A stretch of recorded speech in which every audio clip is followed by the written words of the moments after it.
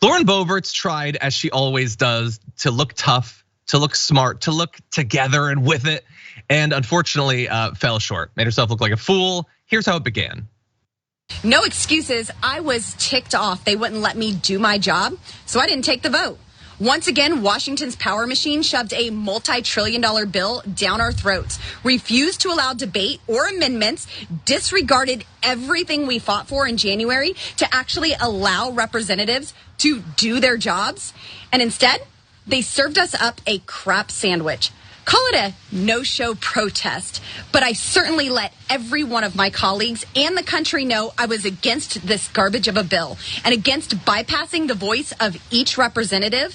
Deals cut in the dark are why we're headed towards $36 trillion in debt, and I refuse to be a part of it. Oh, I love that so much for several different reasons. The first is I certainly let the whole country and my colleagues and my constituents know that I'm against this. No, you didn't. Actually, you know who did? The people who voted against it, which you did not. You didn't vote against it, so you're not against it. The ones who voted against it are against it. That's what being against something means. And I love that she says there, and she reiterates it. So you know this is a point that she's trying to drive home. In her tweet that accompanied that video, she says, call it a protest. She didn't write the please, but you can almost hear it. Call it a protest, please. Don't call it what it actually is, which many of you who follow politics on a daily basis, you already know where we're going with this. It wasn't a protest. It wasn't her expressing her frustration by not voting. She just didn't make it on time. Take a look at this. They just closed it. They closed it? Yeah. Yeah.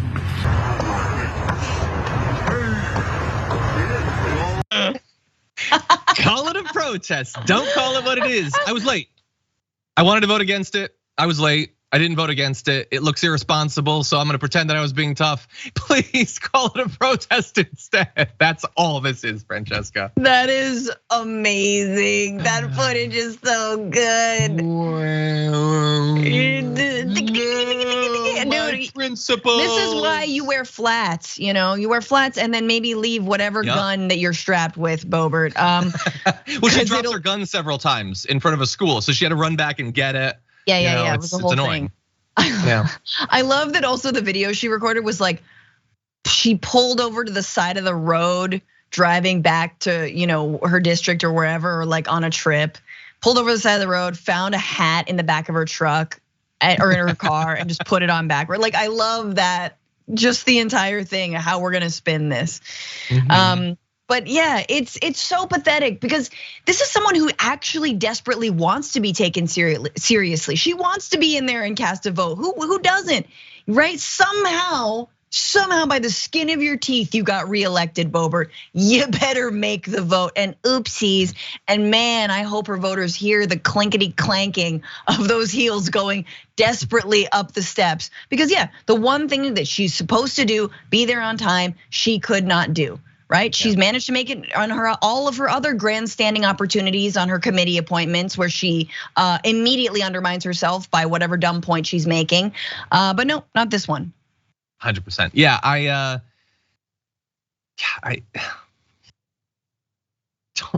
she wants to be AOC. Yes. More than you or I want anything. Yes. She just wants to be like knowledgeable and quick-witted and good at communicating, and she just doesn't have it.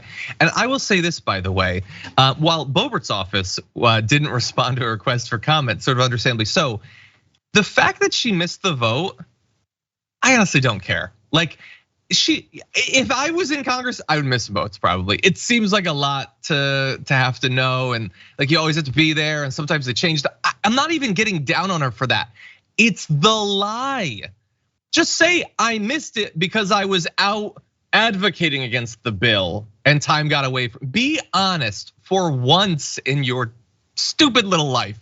But she couldn't do that. And so she turned something that would not have been a big issue, which by the way, even Ted Lieu says things happen. Virtually no member of Congress has made all the votes in their career. What is unusual is to lie about it. That's the issue. Being late could almost be like it could be personable. It could be like, it makes you seem more like a real person. Right. But instead you decided to try to score points and you look like a fool because it's so obvious you're lying. That video of her running up the stairs was available before the other video she put out. She was setting herself up for it. Anyway, that's why she's not AOC. She just doesn't have it.